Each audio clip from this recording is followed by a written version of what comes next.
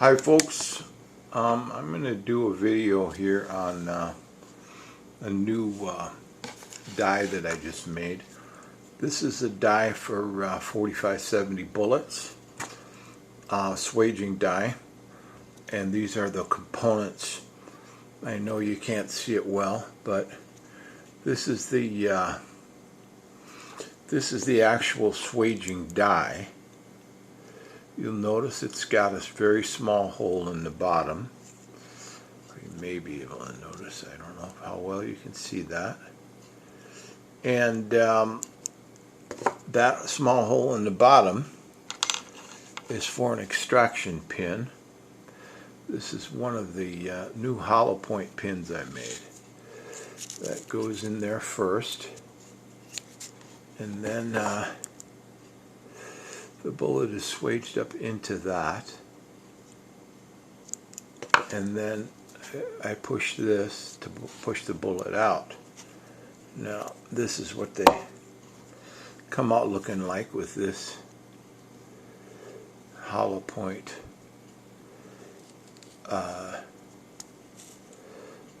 pin. Now I'm going to be doing close-ups. I'm going to put a magnifier on there. This is the ram, or the base punch. I put a little design on there. That design helps mitigate flash, and I also think that design might help aerodynamics, or ballistics I should say, because these can either be shot ultrasonic, transonic, or sonic, and those three different things affect how the bullet flies. And you want a base. I want this base to be able to mitigate when the bullet takes on the rifling. It kind of sticks out a little bit, just a little bit. Those little rifling sometimes squash areas, and if that's sticking out, that could affect the base and affect the flight. That's why I got that little ring protruding. Hopefully that's gonna help a little bit. But anyway, these have been powder coated. I got these from Conditor 22, like this. He sent me two different bullets from two different dies. They're both 405 grain, I believe. I haven't weighed them, but a little bit different pattern on the dies. Or do I have the same one here? I think I have. I think I might have the same one there. I have different some different bullets, two different kinds, and one's got deeper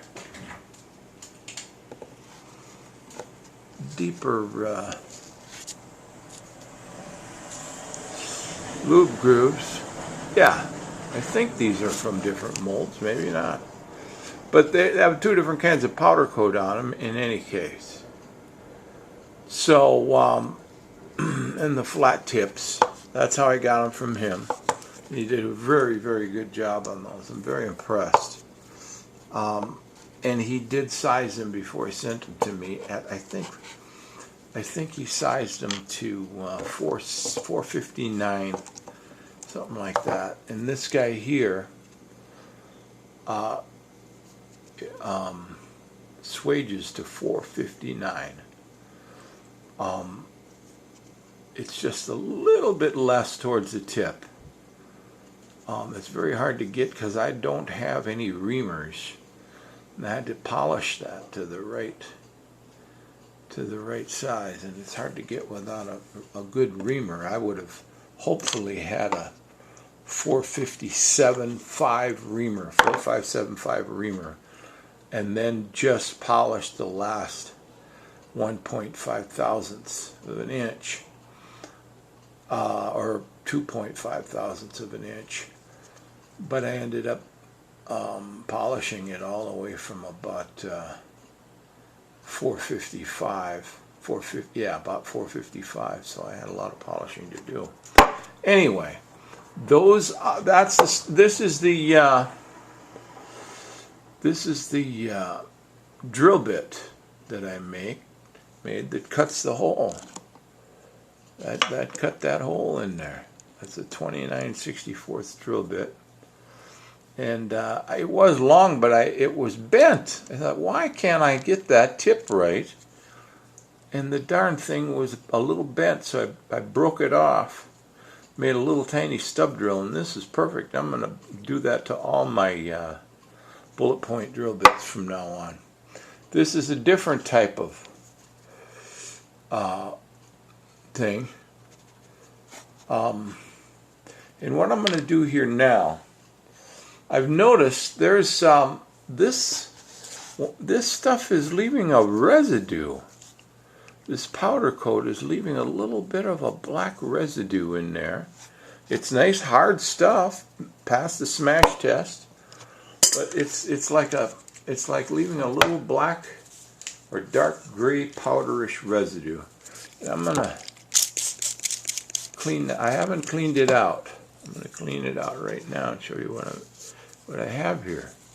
I don't know. I mean, I've never encountered this before, having a residue in a swaging die.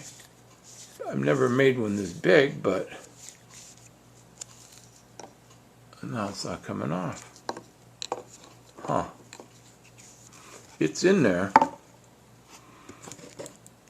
You can't see it with this. I'm going to put a magnifying glass on there.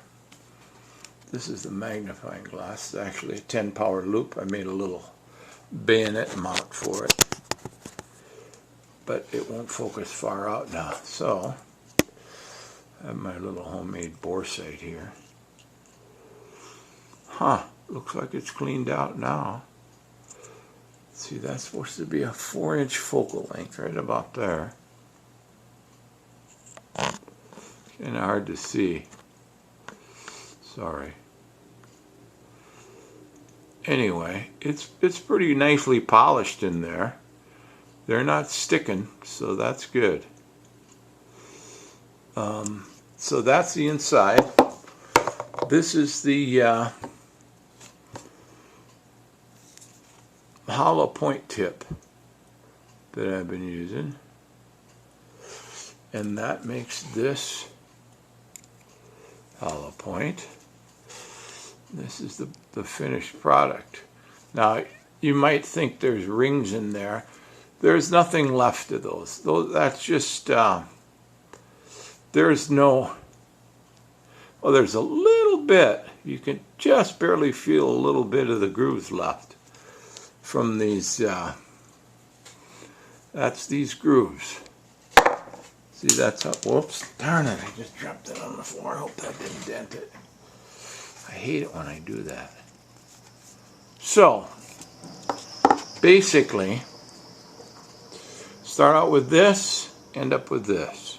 This has been powder coated. It looks like lead, but it's got silver powder coat on. And it's powder coated to this. That's a nice looking bullet. As you can see, she's slicker than a houndstooth.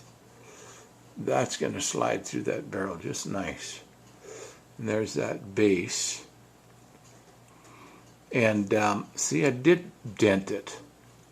I'm going to have to run that through the swaging die again.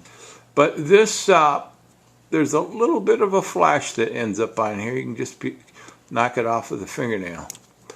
Other than that, they come out really, really nice.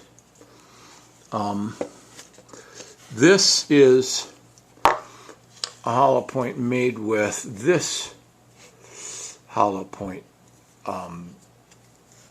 pin. I don't like this one because I made it out of brass and a screw inside the brass, and it just, I could not get that polished right. That screw just would not. The steel brass combination messed me up, so I don't like it, but it does kind of make a nice gaping hollow point in there. I might make another one like that, just because I like that hollow point. I made these hollow points because if these bullets were used in a lever action tube fed, they stack against the primer, and that hollow point keeps them from setting off the primer. Otherwise, if I swaged it with just the pin, they'd come to a point, which is okay from my single shot, but I don't want that in the in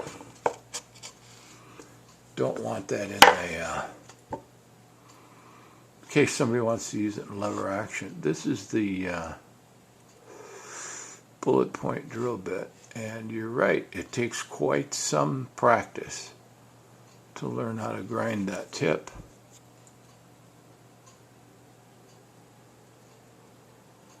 In case you're wondering. I'm going to get some better light on there, I think. Maybe. It's not a very good camera. But what I did was I put the drill bit in a lathe, and I ground the profile. And then I went back and ground the relief. You can see there's good relief and there's a good cutting edge. That was quite a bit of grinding to get a relief in there, because when you grind them on a lathe, it really takes a roundness out of that edge. It's hard to, with my grinding stuff, it rounds over the edge.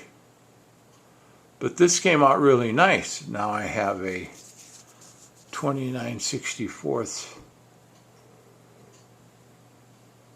bullet tip bit, which comes out to, it drills the hole a little bit bigger, so I think it comes out to 453, something like that, which is good, you know. I wish I had a reamer though. This is the base punch. That's stainless. I made that out of a stainless bolt. I like stainless. It's good stuff. It obturates a little. I made that. See how I made that? So if when as I use it and it wants to obturate, it's going to obturate or open up. It's going to go this way, crush open, which will make an even better seal in here. Okay. Right now it's pretty good, but there's a little wiggle in there. There's about 1.5 thousandths, which is okay. You know, that's why I get the flash. But this'll swage anywhere from a little over a 405. I could probably get 420 in there. I could easily get 420 in there if I didn't use the hollow base. But I might get 415, 420 in there, all the way down to, you know, I could make probably a 220 if I wanted. For the heck of it, I was trying some 250 grain, and this goes in plenty deep to squish a 250. But you know, nobody's going to use that small of a lead bullet anyway. Maybe 350. But that's it. Goes in the press, and that's how she works. There you go, folks. I don't know what else to show you here. That's the deal. Thanks for watching.